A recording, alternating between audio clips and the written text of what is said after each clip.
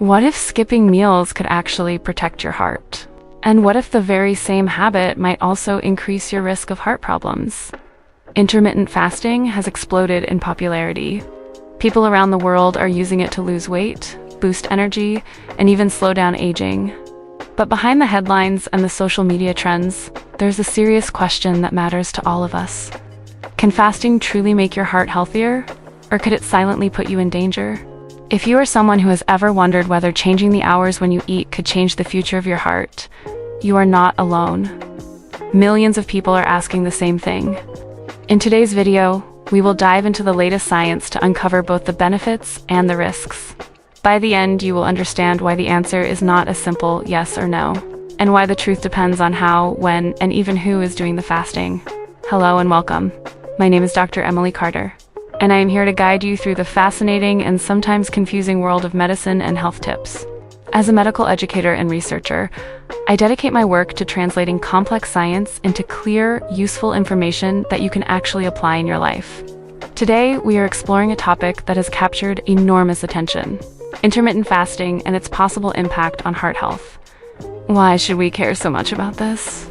Because heart disease remains the leading cause of death worldwide.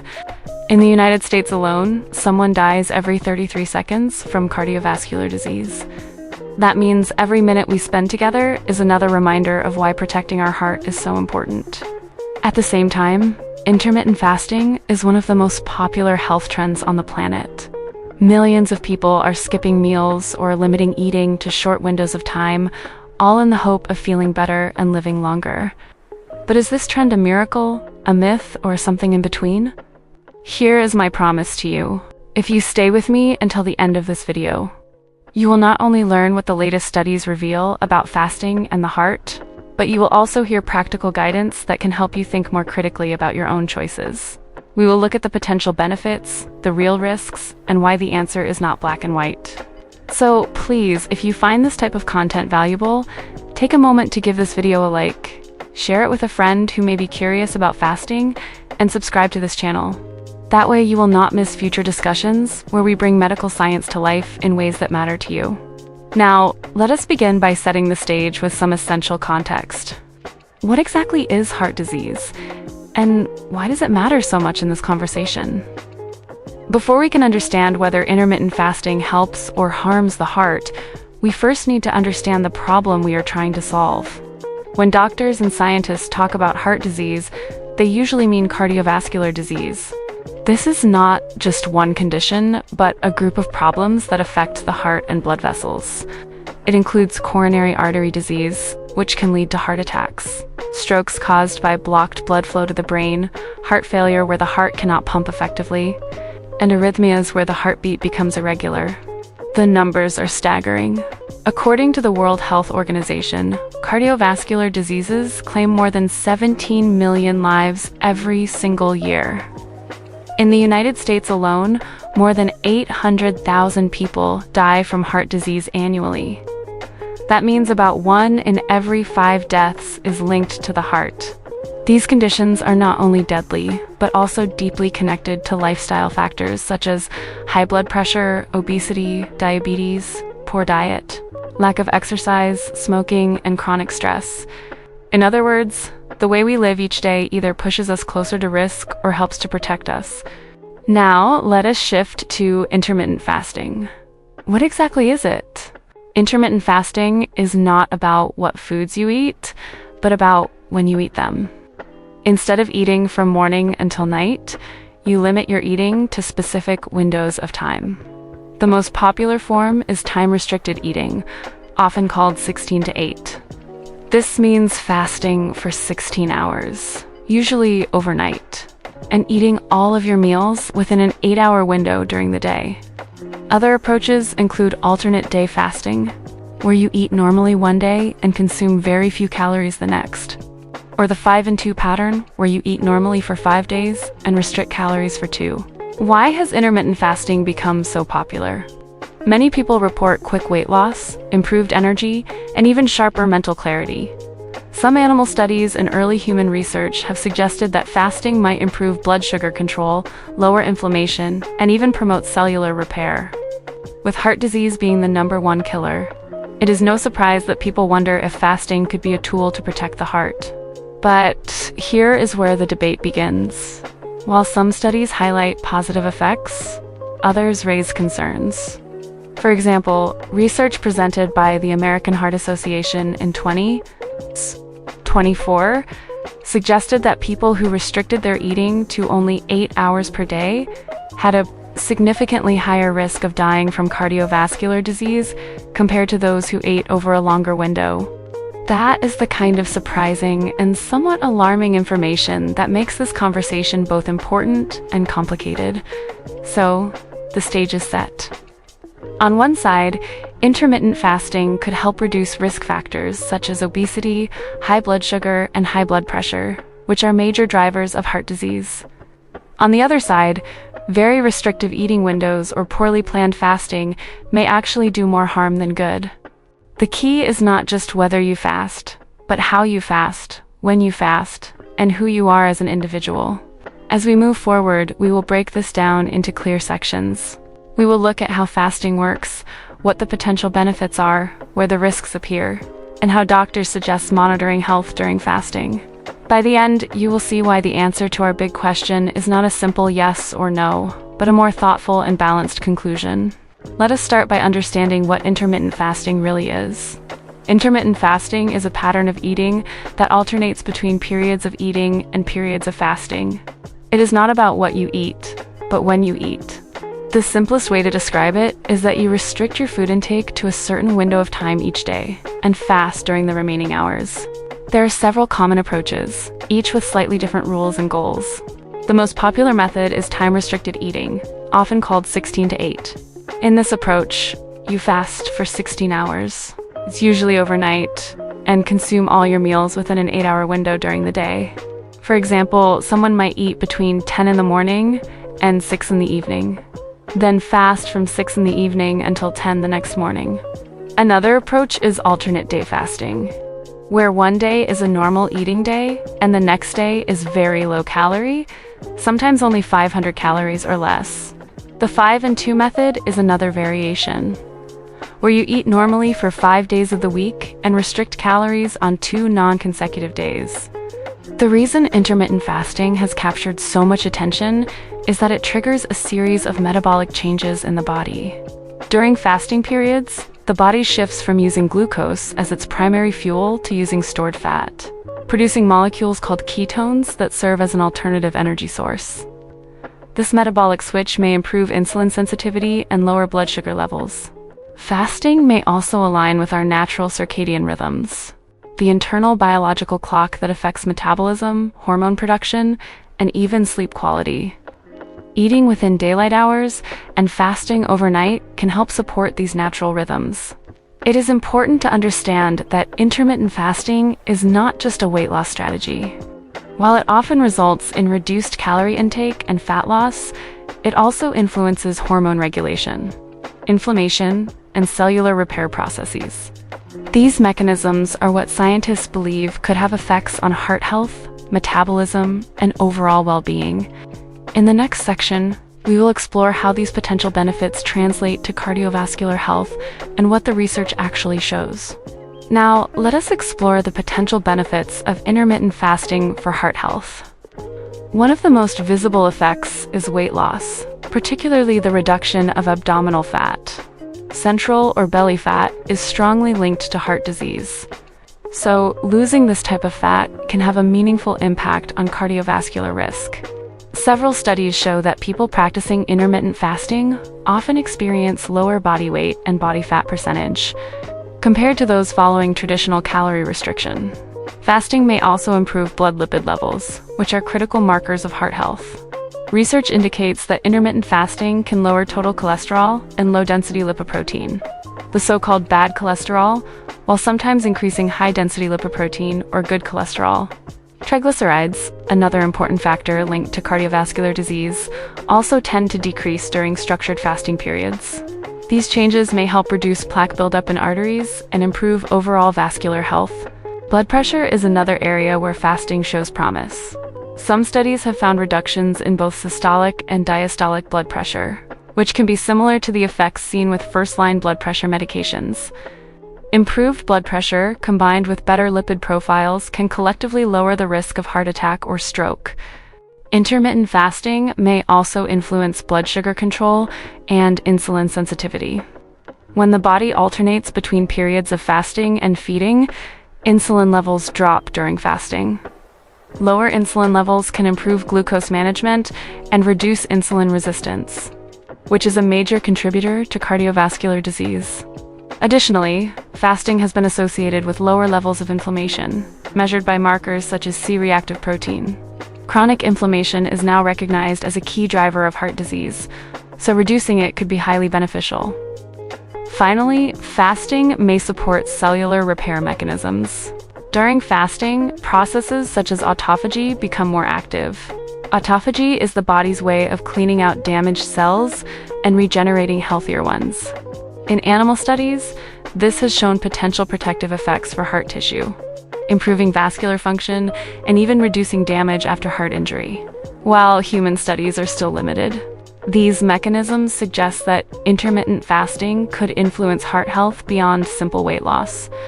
As we have seen, the benefits appear promising, especially when fasting is combined with a balanced diet rich in fruits, vegetables, lean protein, whole grains, and healthy fats. However, these potential advantages are influenced by how fasting is done, the individual's health status, and other lifestyle factors. In the next section, we will discuss the risks and limitations to provide a complete picture. While intermittent fasting offers potential benefits, it is important to understand the risks and limitations. Not all fasting patterns are equally safe or effective, and some can even increase health risks, especially for certain individuals. One study presented by the American Heart Association in 2024 highlighted a surprising finding.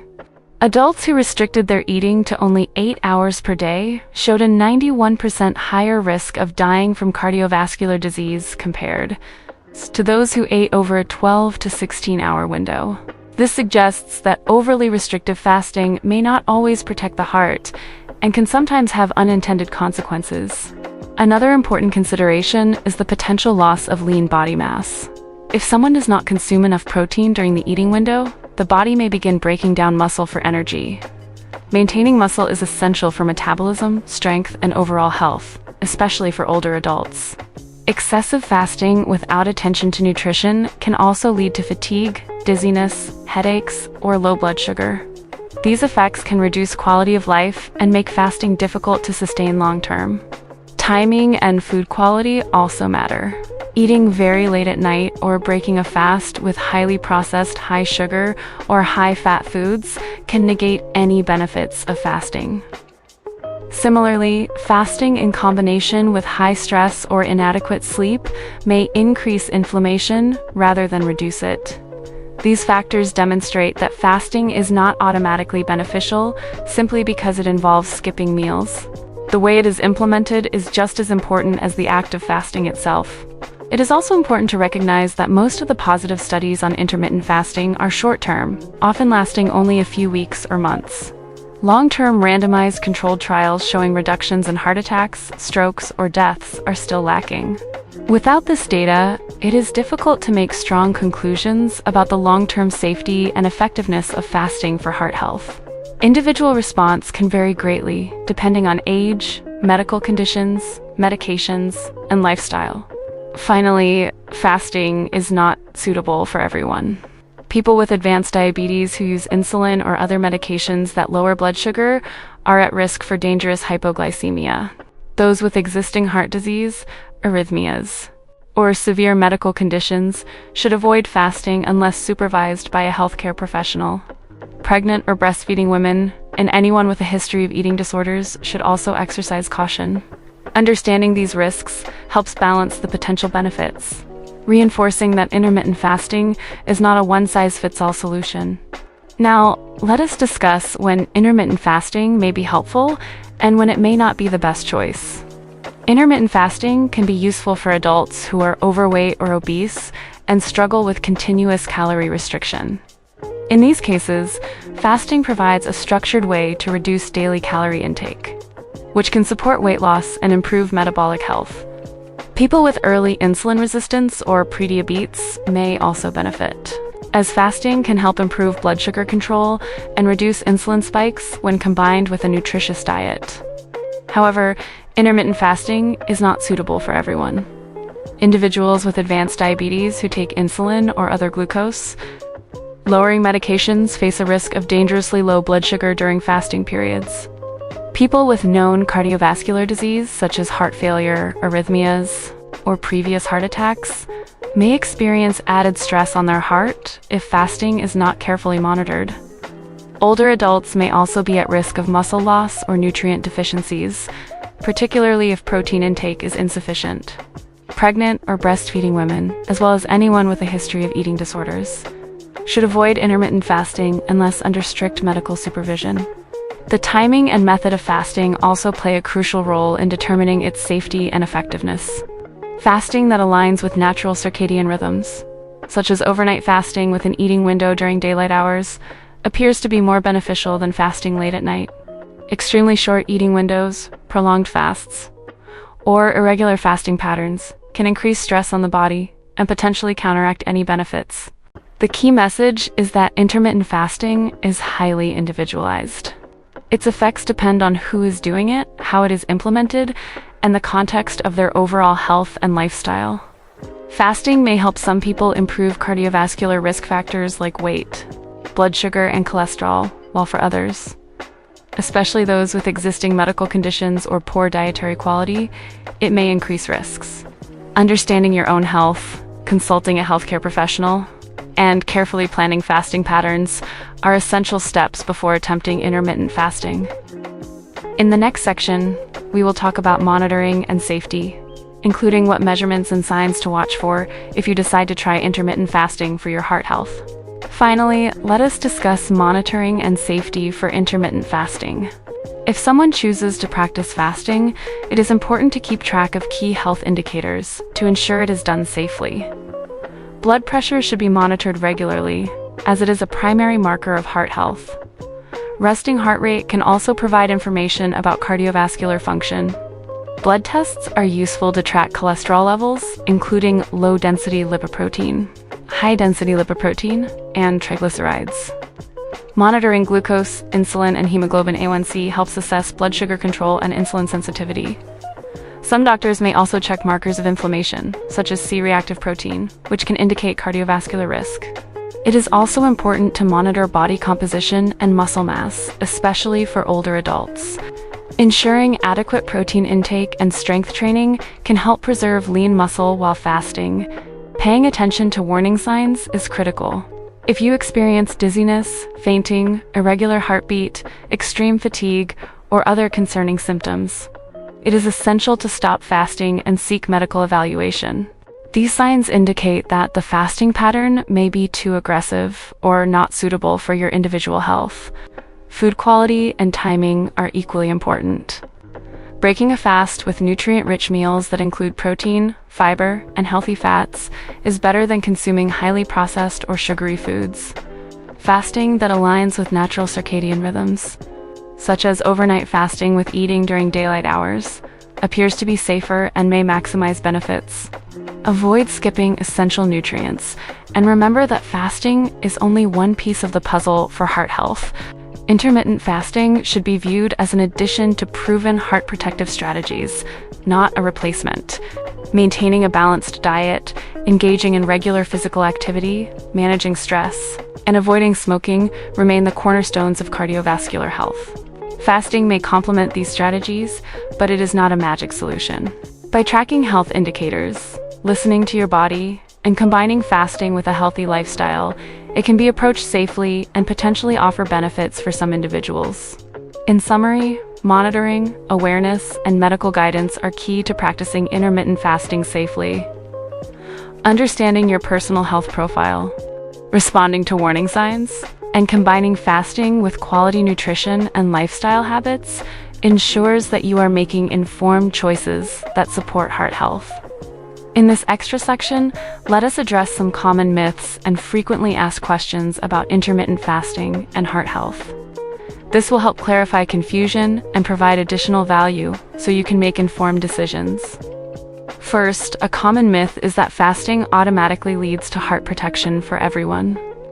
While intermittent fasting can improve certain risk factors such as weight, blood sugar, and cholesterol, it is not a guarantee of heart health. Individual response varies based on age, medical history, diet quality, and lifestyle habits. The key takeaway is that fasting is not a universal solution and must be tailored to each person. Another myth is that fasting is only about skipping meals. In reality, it is about timing and structure. What you eat, how you hydrate, and when you fast all play important roles. Eating highly processed foods or sugar-laden meals during your eating window can negate potential benefits, while balanced nutrition enhances the effects. Now let us tackle some frequently asked questions. Many people ask, how long should the fasting window be? Evidence suggests that moderate fasting periods, such as 12 to 16 hours overnight, may provide benefits while minimizing risks. Extremely short windows or prolonged fasting can increase stress and nutrient deficiencies. Another question is, can fasting replace a healthy diet? The answer is no.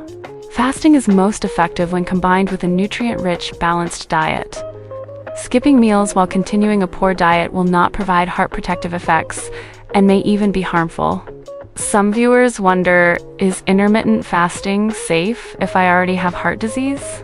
This depends on individual circumstances and medications. People with existing cardiovascular conditions should only fast under medical supervision. Timing, medication schedules, and overall nutrition need to be carefully managed. Finally, a common question is, will fasting work for everyone? The truth is that results vary widely. Some people may see improvements in weight and metabolic markers, while others may experience minimal benefit or negative effects. This is why monitoring, individualization, and professional guidance are critical. By addressing these myths and questions, we can see that intermittent fasting is not a one-size-fits-all approach. It can provide benefits when done properly, but it also carries risks if implemented incorrectly. Understanding these nuances helps you make more informed choices about your heart health and overall well-being. In the next section, we will summarize the key points, reinforce the balanced perspective, and provide practical takeaways that viewers can remember and apply. As we reach the conclusion, let us recap the most important points about intermittent fasting and heart health. First, intermittent fasting can offer potential benefits, including weight loss, improved blood sugar control, better cholesterol levels, and reduced inflammation. These changes can support cardiovascular health and may reduce certain risk factors when fasting is done in a balanced and structured way. Second, intermittent fasting is not risk-free. Very short eating windows, prolonged fasts, or poorly planned fasting can lead to muscle loss, nutrient deficiencies, low blood sugar, and in some cases, even increased risk of heart problems. Individuals with existing medical conditions, older adults, or those taking medications should be especially cautious and consult a healthcare professional before attempting fasting. Third, the effects of fasting are highly individualized.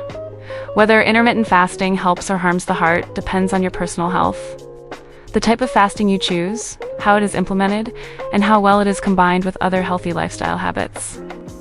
Fasting is a tool, not a guarantee, and it works best when incorporated alongside a balanced diet, regular physical activity, stress management, and avoiding harmful habits like smoking. In short, the answer to the question, does intermittent fasting help heart health, is not a simple yes or no. The truth is that it depends on many factors. By understanding the benefits, risks, and proper implementation, you can make informed decisions that are appropriate for your individual situation. As we wrap up, remember that knowledge is power. Being aware of how your body responds, monitoring key health indicators, and seeking professional guidance can help you approach intermittent fasting safely. You now have a clearer picture of the science behind fasting, its potential impact on the heart, and how to balance its effects with a healthy lifestyle. Thank you so much for staying with me until the end of this video. I really appreciate your time and attention, and I hope you found this discussion about intermittent fasting and heart health both informative and helpful. If you learned something new or found this video valuable, please take a moment to give it a like. Sharing it with a friend or family member who is curious about fasting or heart health can help them make more informed choices as well. If you have not already, consider subscribing to this channel. By doing so, you will not miss future videos where we explore important health topics, explain medical science in clear terms, and provide practical tips that you can apply in everyday life. Also, I love reading your comments. So leave a comment below telling us what you think, sharing your experiences with fasting, or suggesting topics you would like to see in future videos. Remember that intermittent fasting is not suitable for everyone, and your individual health profile matters greatly. This content is for educational purposes only and does not replace professional medical advice. Finally, thank you again for being here. Your engagement, curiosity, and willingness to learn make a difference not only in your own health but also in the community we are building together. Leave your thoughts, share your questions, and suggest topics we can cover next.